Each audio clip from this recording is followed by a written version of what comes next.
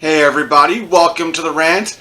I'm your host, Herman James, and on today's episode, we're going to be starting the tune-up on the hearse.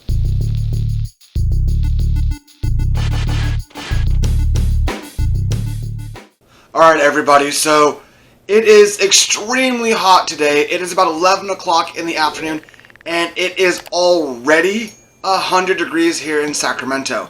So we're going to do a little bit of a phase tune-up today. So what we're going to work on is getting the spark plugs and spark plug wires out, because that was the first step that we were going to take to do the tune-up on the hearse already. The oil changes are going to happen as well, but with the heat that's coming in, and it's going to be about 110 today, I personally don't want to be under the car and then running it through just to deal with that heat. It's early afternoon-ish. It's just a lot of heat that we're going to do a little bit of phasing on the hearse. Showed you last time, we've got everything we have here.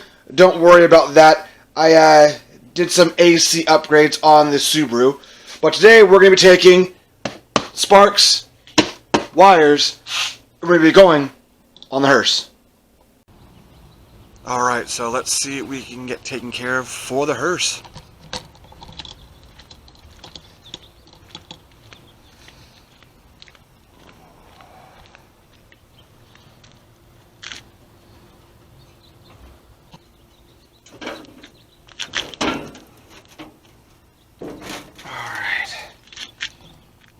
As you can see, nothing's really been messed with in here yet. Still trying to figure out the attack plan. So we've got the distributor here. We're just going to trace back these. That's fantastic. The lines back through. Replace the spark plugs, the wires, and everything throughout here, and just try to make it a little bit better, because it looks like it was a shoddy job done in the first place. Alright, we're just going to start with taking the battery connections off, and then we're just going to try to trace back the lines and start doing some work.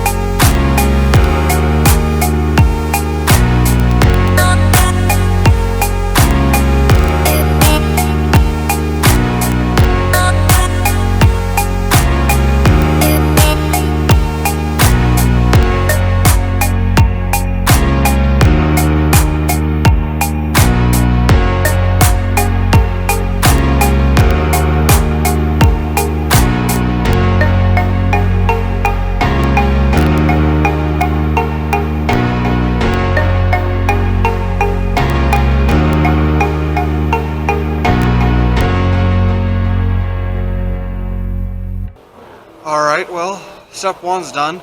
The sparks and wires are changed. The camera died as I got through the first spark plug on the driver's side bank, where there was a little bit of oil on this first spark and the fourth spark. So that could be anything from the valve cover gasket having a leak to the actual valves themselves leaking in there. I'll have to check a little bit further into that to find out what it is, but check it out. So new things are running here. Yeah, it's looking a little bit like a spaghetti deal now, but what I'll end up doing eventually here is I will actually fix the wires that are currently hanging out here. So like these other guys had these with a zip tie and kind of done up, I'll probably do the similar fashion thing to pull them back over here and pull them back over in this bank here as well. I'll pull them away for anything heat wise oriented so that they're going to work perfectly fine. But these are holding a lot better than the original ones were. The ones that they had on there originally were still the AC Delco plugs, excuse me, wires that I put in there as well. These ones are just new ones. The AC Delco plugs as well. I use some Denso ones. It's just better for me to start over from scratch to eliminate everything, especially letting me see how the actual cylinders are working, how they're firing, and if there's any issues. Like I said, with two of the sparks having oil on them, that's something I have to take a deeper look into. But other than that, that's step one done on working on this hearse.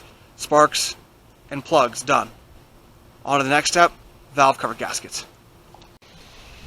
Alright guys, we're going to take a trip in the Subaru here for a quick second. I thought I had issues with my AC blend door not closing all the way. Sometimes it closes, sometimes it opens, it gets stuck there for seasons, and I don't get heat, or I don't get air conditioning. It basically is a one or the other kind of deal. But I bought this car 6 years ago for $1,500. I went to recharge my AC yesterday and found out I had blown O-rings.